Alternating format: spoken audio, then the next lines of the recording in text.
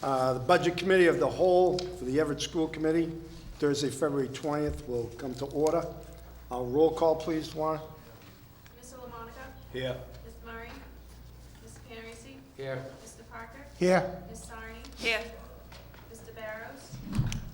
Ms. Cardello? Here. Ms. Lambert? Here. Ms. Epperson? Yeah, 7 members present.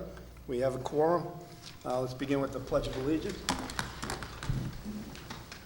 Pledge allegiance To the flag of the United States of America and to the republic for which it stands, one nation, under God, indivisible, with liberty and justice for all. Mr. Chairman, Yes, Mr. Parker. if I could, can I ask for a moment of silence on behalf of former Chief of the Fire Department, David Butler, who passed away after a long battle with cancer.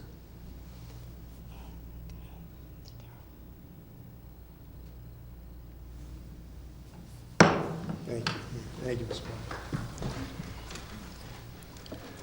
Roman numeral 3, reading of the records. I'd like to make a motion to refer to the regular meeting to be held on March 2nd. Second. Motion been made and seconded to refer this matter to the regular meeting on March 2nd. All those in favor? Aye. Opposed? Ayes have it. Roman numeral 4, agenda.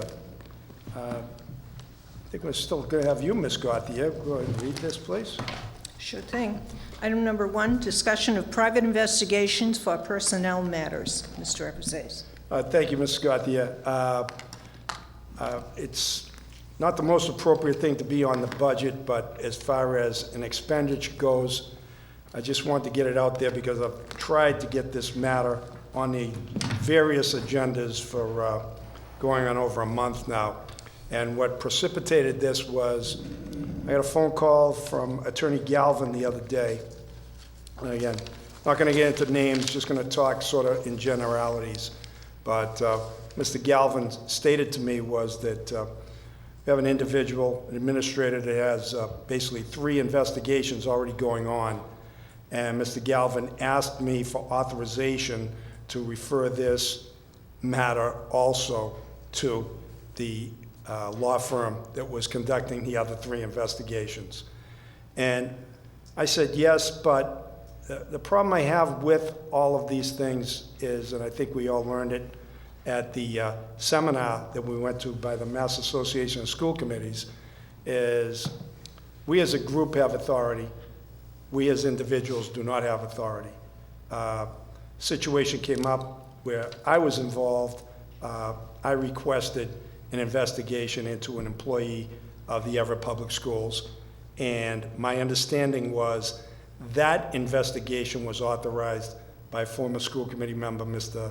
David Ela.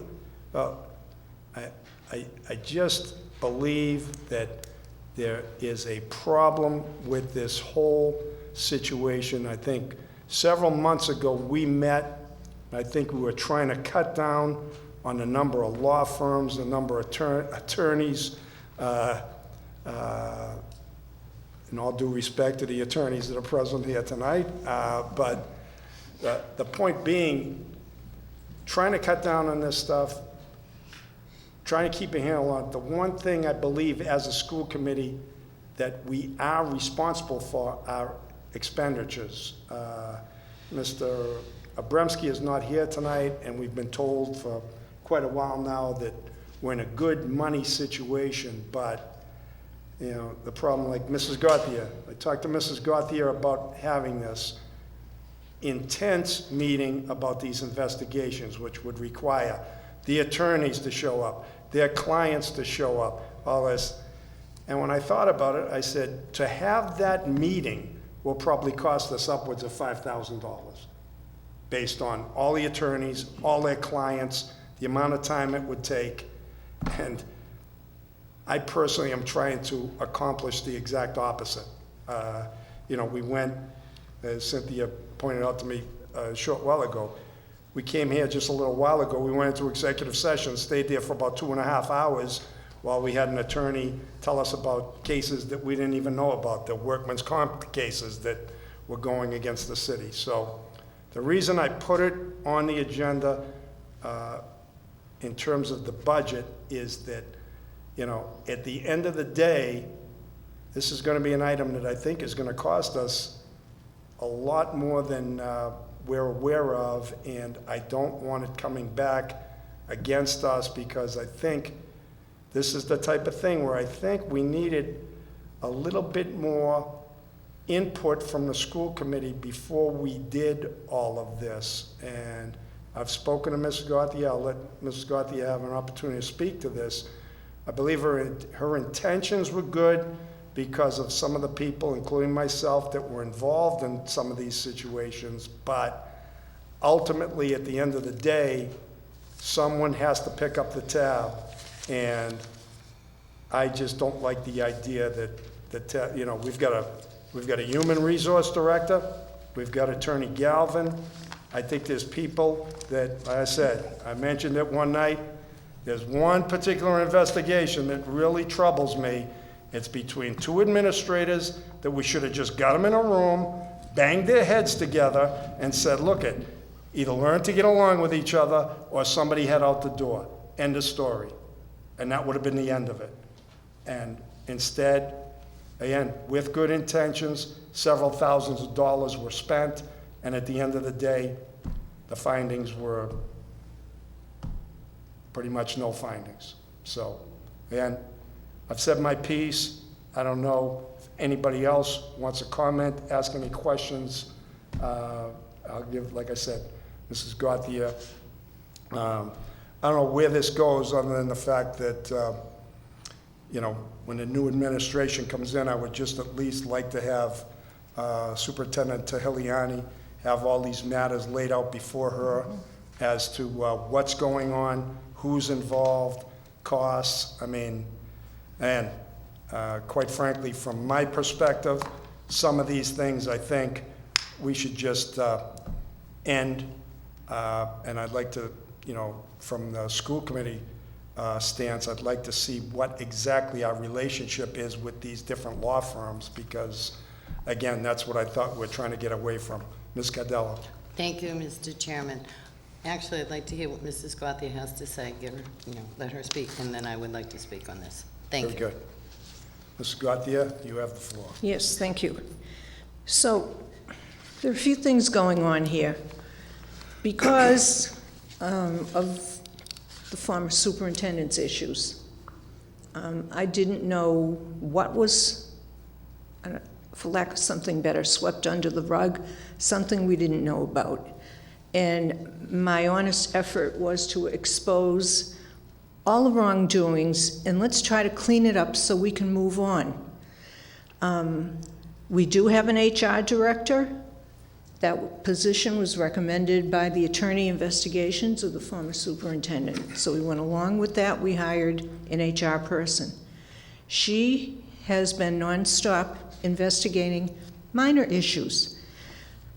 This experience for me has been so eye-opening because I can't believe the way people cannot get along. Whiny people, and I'll say it right to the public. It's ridiculous. They're grown-ups, they're adults. This is a profession. We're here for the kids, and sometimes it seems like we're here for each other. And yeah, I want to support everybody. So with that being said, some of these investigations involved people whose administrative positions were higher than the director of HR. Personally, I didn't think it was right. It would be like me going to investigate my boss somewhere, and I personally think it's inappropriate. So that's what prompted me to go out and seek further counsel on that. It is getting costly because it seems like they get to a certain point. Either somebody does something else, which involves further investigation, or it's like peeling the layers of an onion. You discover, something else that happened. So that's what's taking so much time. I've been genuinely frustrated because I thought it was maybe a month or so and it would be done. It's not that way. So whatever I did and whatever I do, it's for my heart of Everett and my sincerest effort to try to make things better. So that's where we are. Well, just so I can speak to that, when members of the legal profession tend to get involved, again, no offense this side, it's, you know, billable hours are a big thing for private firms. So I think a lot of times you don't realize how costly something can be until it actually occurs. You don't realize. And like you said, there are instances here which start out as a molehill and they've turned into a mountain. And, you know, but again, I just wanted people to be aware. And Ms. Cardello. go Thank ahead. you, Mr. Chairman. I would like to put this into committee and invite the superintendent and her deputy and entire school committee so that we can actually discuss this openly, talk about the actual cost, and try to figure out a better way to be doing this, whether it's having an attorney on staff or just limiting to certain things, or maybe giving more directive to an HR person to be the negotiator for whatever level it may be. Now, we know at certain times when it's a teacher's grievance, that's a different ballgame. There's a protocol set for that. We need to find out what we can, what's within our parameters to be able to do. It's not just about saving money. It's about doing it the right way. So I would like to see this in, I don't know if you want to put it into, I'll, leave it to your discretion or the board's discretion. I guess we should put it into the legal committee since it's talking about legal things, unless anybody can think of something better. I'll second the motion for the legal committee. Okay, motion made and seconded to refer item number 1 to the legal committee. On the motion? Can Ms. we also get a breakdown of each attorney, what we paid out to date at that meeting, so we can see what we've been spending? Sounds fair? Not a total, I want to see each attorney, what they're making, and then we'll know what the whole total for the, to date. Please put that as an amendment to that. To amendment to And that. also But the invitations. Mr. Parker? I would suggest we limit it to the investigations. Who the attorneys are, what they've been billed, what their projected cost might be for the end of the year. Because if we go for all the attorneys, we're talking about, collective bargaining, we're talking about, IEP representation, those are the things that we have to do, right? So, item 1 talks about, the investigations. So I think it's a valid point, but just limit the scope to investigations. That's fine. That's fine. Okay. All right, so motion made and seconded with the amendment to get the costs that have been accrued so far with the attorneys as far as these investigations go. All those in favor? Aye. Opposed? Ayes have it. Now we're going to go to, You want to take the items out of order? you're going to go 2, 5, and 6, Yes. Mrs. Scroll? 2, 5, and 6. Item number 2, strategic plan overview. Item number 5, the report on the stakeholder meetings for the Student Opportunity Act. And item number 6, an update on the surveys for the Student Opportunity Act. So at this time, I'd like to invite Mrs. Kroll to come forward. So moved.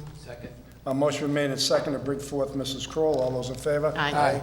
Opposed? Ayes have it. Welcome, Mrs. Kroll. Do you want me to close? Okay. Good evening. So what? So during our preliminary planning for our action plans for the Student Opportunity Act, we've really based these on our district improvement plans. So our district improvement plans do follow the DESI format. It focuses on 3 key areas, which is student academic goals, social goals, and civic goals. So we've taken these 3 overarching goals and really kind of put them into play in our preliminary drafts of our Student Opportunity Act plans. We have had 4 forums so far with all of our stakeholder groups. We've had good turnout, some smaller than others. We've had our online survey posted for a couple weeks now. And I'm just going to go through I compiled all of the results from all of the surveys and comments that were made at all of our forums. This was our special education forum. This was held on February 5th. We had about 21 parents and staff that were in attendance. I listed, our survey followed, all of our surveys at all of our stakeholder groups were the same, so it was consistent amongst all of our groups. And the participants were asked to place in order the 9 kind of key areas that Desi was saying that we needed to focus our Student Opportunity Act plans on. This was the results of our Special Education Advisory Council, so I'm not gonna go through every single bullet point, but the top 3 was social emotional learning. That was one of the big concerns from our CPAC group. The hiring of personnel in early education and pre-K. These were their 3 top priorities. The CPAC president, who also presented at the forum here for school committee, I included all of her suggestions. She also presented her suggestions the night of the CPAC meeting. So I've listed them all here. I think the biggest takeaway from the Special Education Advisory Council meeting is the social emotional learning. So they have been talking about social emotional learning, increasing that.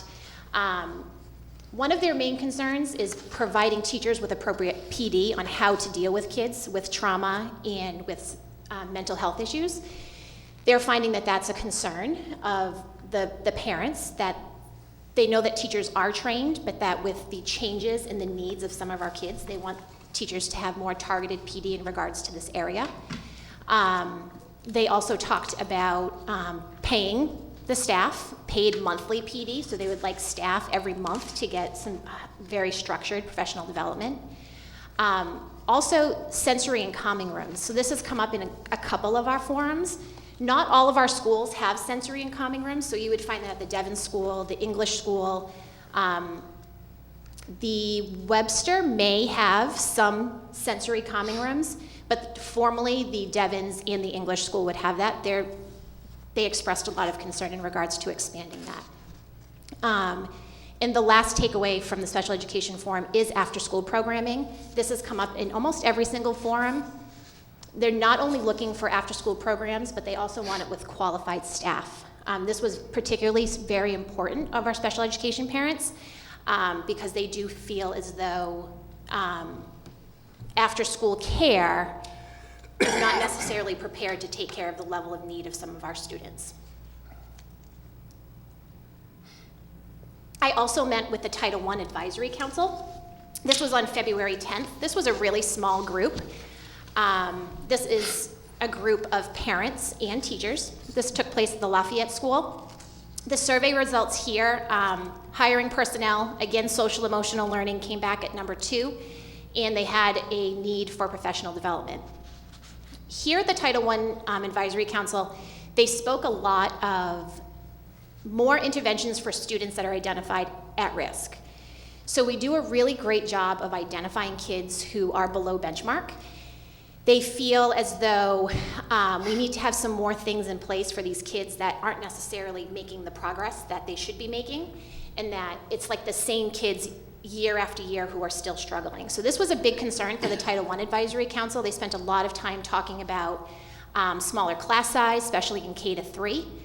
They were talking again about social emotional services, an increase with, and that kind of, the whole realm was with the hiring of more social workers in our school, more guidance counselors in our school, but also training. These were general education teachers that were on this council, and they felt as though not just special education teachers need this training, but everybody needs this training. This was your forum. Here, we did not give the surveys out at this meeting. But I did include all of the comments or suggestions from the CPAC president, again, so you have all of your special education on the left, all the bullet points on the left. Again, after-school programming. Here they were talking about the hiring of EL teachers. This has also come up in regards to expanding EL teachers in all of our buildings. So currently we have EL teachers in our SEI schools, so the Parlin, the Lafayette School, the Cavarian School, and then just some support in some of the others. So there was some, I think, some concern in regards to having EL teachers in all of our buildings.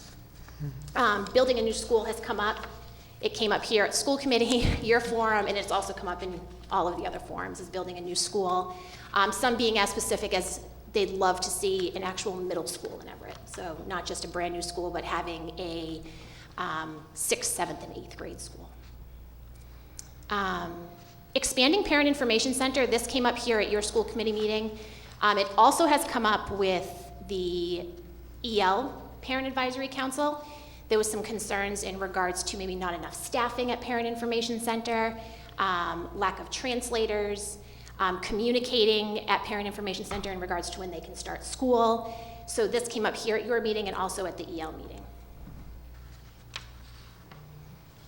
So this was the English Learner Advisory Council. I did not have a ton of parents. I had 5 parents, but one EHS student attended. This was an incredible evening. We were there for the full 2 hours. They had a lot of great suggestions for the plans that we're trying to develop. We had 2 translators there that night. We had a Spanish translator, we had a Portuguese translator, and all of the surveys were translated in all of the languages. Their top 3 were hiring personnel, social emotional learning. Their number 3 was early education and pre-K. They talked a lot about having full-day pre-K.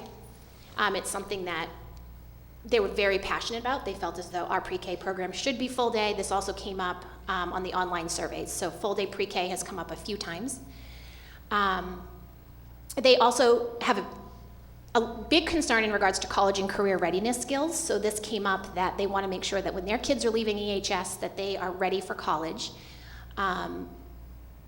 And just for life outside of school. So this was a concern for the parents and just making sure that their kids were ready. They talked about more translators in schools.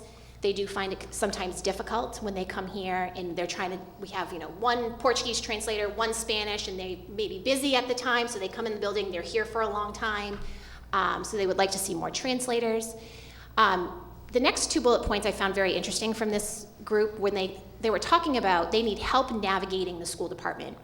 So when they come here, it's a huge culture change for them.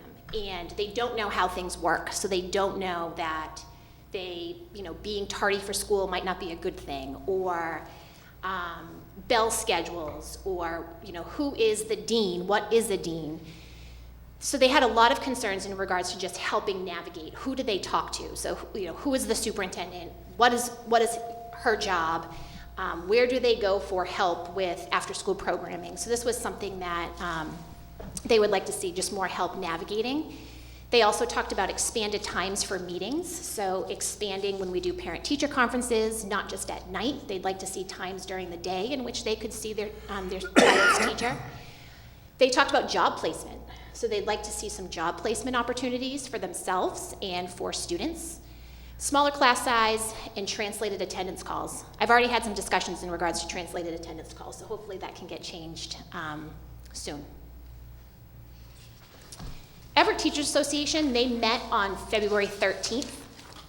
I do not have their information. I met with them on the 14th in regards to their forum. They did not compile all of their information, so I do not have it. And I do believe that they're going to request another meeting to present their findings once they have it organized. They had about 50 participants. Yes, Mr. Parker? Did you attend that meeting? It was the only one I did not attend. Okay, was there any administrative representation at that meeting? I don't think so. No? Okay, thank you. But they're having a meeting, excuse me if I may. Go ahead. They're having a meeting on February 27th, as you all know, here in the cafeteria. If you recall, we discussed it earlier in the week.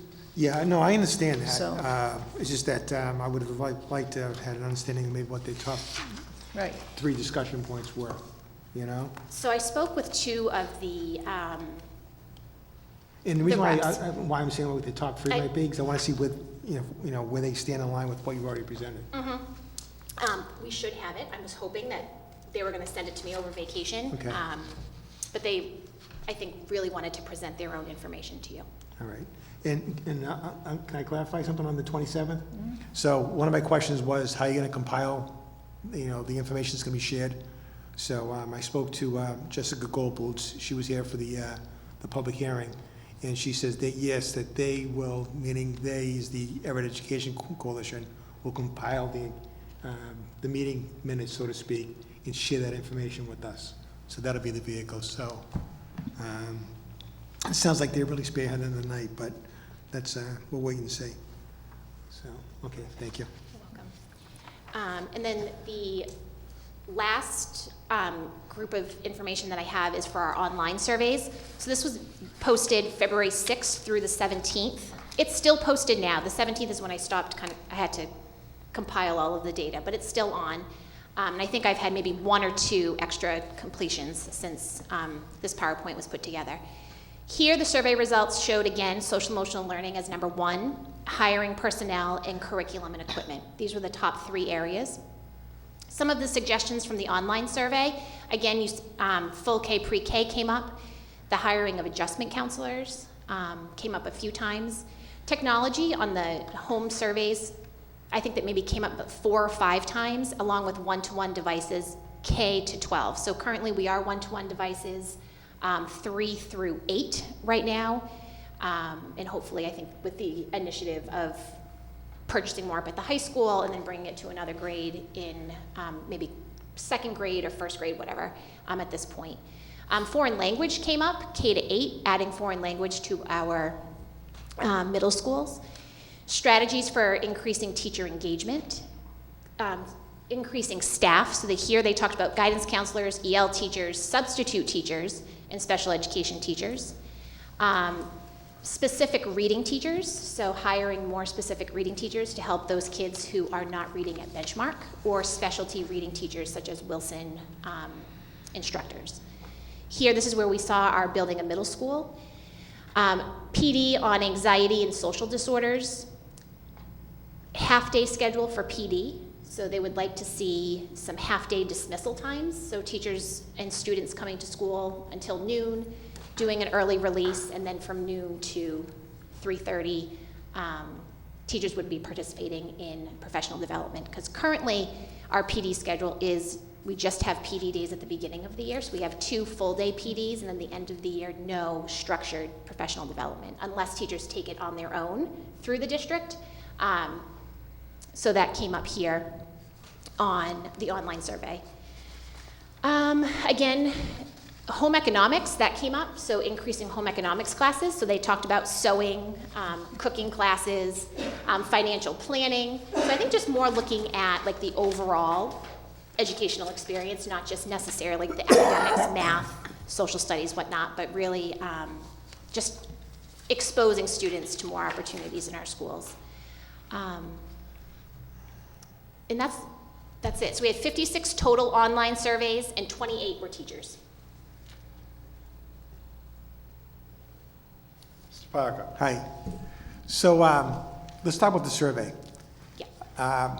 For a benchmark, we did a survey in regards to the superintendent search. Yeah. We had 300 responders. But when you looked at who responded, in the beginning of the survey, it was mostly teachers, right? Then that trailed down, and then we started getting some public input. So I know it's only been close to 2 weeks, but 50% of the responders are teachers, which makes sense when you look at 2, 3, 4 of the survey results, and also what some of the suggestions are. Yep. We need more parents and custodians to fill out this survey. This is going to be a key tool for us to get that report ready for the DESE. So my question is, how do we do that? I think, we've got a couple of push notifications on social media have happened. When you go to the website, a pop-up appears to take the survey, but then again, you have to go to the website. How do we push this survey into more parents and custodians' hands? And what I'd like to see is a press release. Let's go back to throwing something in the local newspapers. But something to think about. We have a marketing pathway here at the high school.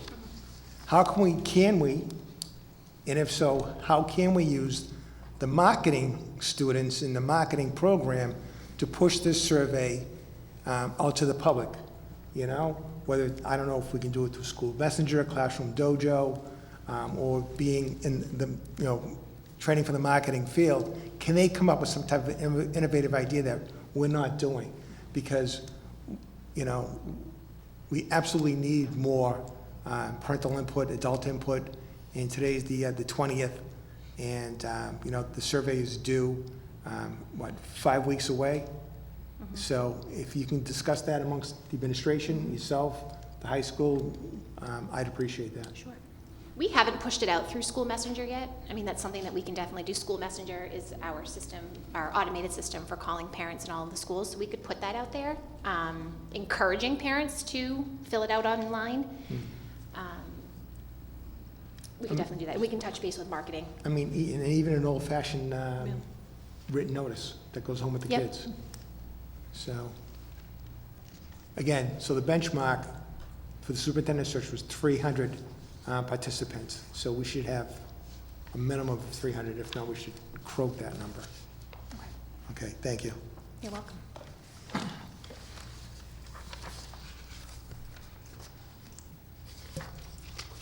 Is that it for Mrs. Kroll? Questions? Mrs. Crowe? Thank you very much. Thank you. Excused with the customary thanks, Mrs. Crowe. Okay. Item number 3 is the fiscal year '21 overall budget based off governor's no-line detail. Mr. Parker. And if we can, we'll wrap in number 4, the budget process and timeline of that too, if we could, please. Sounds good. So first of all, welcome to the first ever Budget Committee of the Whole.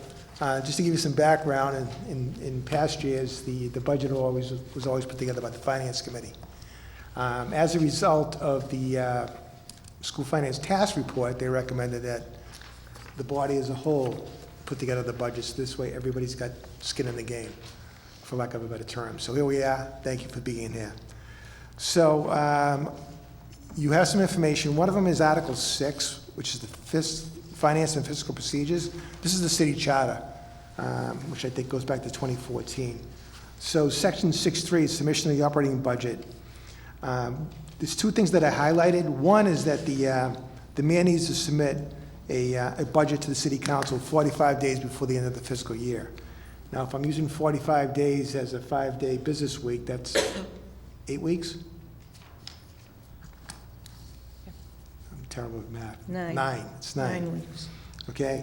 So therefore, we're looking at the week of like May 5th, that the mayor would have to present the body, city council with the budget. We have to submit our budget, we being the school department, the school committee, we have to submit our budget to the mayor's office 30 days prior to May 5th. So we need to have our budget in play, approved, go through the public hearing process on or about April 5th. So just to give you a timeline, it's going to get pretty busy around here over the next month, so don't make plans that night.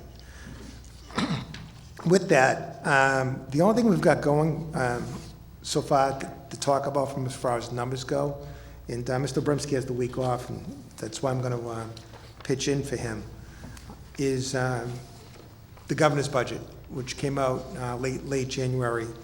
So just to look at the front sheet of the handout, the governor's budget says that the net school spending requirement is going to go up from $105 million of this current fiscal year to $117 million. Yeah, $105 million to $117 million from fiscal year 20 to fiscal year 21. So it's about a $12 million increase in the overall budget. One of the highest jumps you're going to see is that the required district contribution of about $30 million, which probably over the 10 years has always been between 25, 26, 28, up to 30 million, has jumped to 36 million. That's due to the growth of the city, added revenue, probably spearheaded by the casino, and other smart things that the mayor's administration has done to drive revenue. So while the overall number, as it stands today, if this was to be the number come July 1st of $117,442,393, you got to account that that, the real number is gonna be our operating number, right? So right now, our operating budget is about $83 million for the current fiscal year, right? The difference is chargebacks, it's probably some reimbursements, special ed transportation. So even though it's about $117 million that were proposed by the governor, our operating budget for this next year will probably be about $91 million. That could probably go down. It depends on the chargebacks. So that's the number we're starting with. That's the number we'll play with. I'm sure as we move along, things will change. One of the big things that's been hit the press this week is that, and Senator Sal Di will explain this, is that most of the components of the budget have been budgeted at a 14% increase, except for the low income, which is only budgeted at a 4% increase. So that there alone is probably a loss, I think, for the Commonwealth or just for the urban districts of about $74 million too. So that's going to be a point of, I don't want to say contention, but negotiation between the Senate and the House as their final budget. So, but this is what we start with, and I'm sure we'll be setting up some meetings to plan the budget. And I just realized I had one more question of Mrs. Kroll. Okay, She's gone. all right. So with that, Mrs. Gauthier, Yes. as far as the meetings with the stakeholders, I'm very happy who you met and the content. It's just that the legislation, if I can read it, says, each district's plan shall be developed by the superintendent in consultation with the school committee, and shall consider input and recommendations from parents and other relevant community stakeholders, including, but not limited to, special ed, which you hit, English language learners, which you hit, and educators. It does list school improvement councils, and I want to make sure that we're soliciting the school councils, what their input is, capturing the data, what is in survey format, and share that with us in central administration, so that could be part of the final report too. Can I address that? Please. Okay. So if you notice on the school council, the minutes of the different school council meetings, they have it on the agenda. Okay. So they're working with their school councils, and they're supposed to give me summary information. Perfect. So also, I'd like to add, if you noticed in the information Mrs. Kroll presented, I just want to let you know that we're seeing the same thing based on the information we have. So it's a nice, it's unifying. We're all thinking along the same way, so it's very encouraging. Yeah. So I explained the budget process, the timeline. I gave you an overview of what the numbers are. I'm not Dave Ela, but if you got any questions, I'll try. All right, thank you. No questions. All right. Okay, we go down to items submitted by school committee members, none. Subcommittee reports, there are none. Bills and payrolls, not tonight. Unfinished business, none. New business, none. Hearings, none. Roman numeral, let's say 11. 11. 11. Matter for executive session. I'll entertain a motion to go into executive session. Mr. Chairman? Go ahead. I'll make a motion to go to executive session to discuss contract negotiations regarding a non-union position, which is the deputy superintendent. Then add open session vote on the contract for deputy superintendent. So we'll go into executive session, and then we will reconvene in open public and take a vote at that point. I So- second that. Okay, motion made and seconded that we will go into executive session to discuss non-union contract for the deputy superintendent, and then we will adjourn executive session, come out back into open session to vote on the contract. All those in favor? Aye. Roll call We vote. need a roll call vote to go into executive session. Lauren, please. Mr. Maloney? Yes. Mr. Jerry? Yes. Mr. Parker? Yes. Ms. Carney? Yes. Ms. Cardillo? Yes. Ms. Lambert? Yes. Ms. Abbruzzese? Yes. 7 in the affirmative, 0 in the negative. We are now in executive session.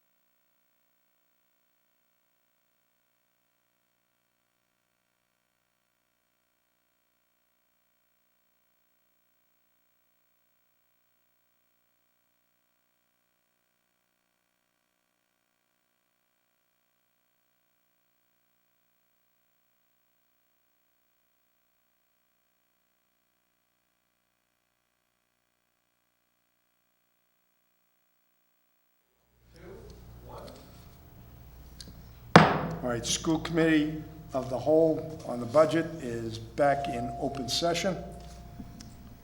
I'll entertain a motion based on what we discussed in executive session.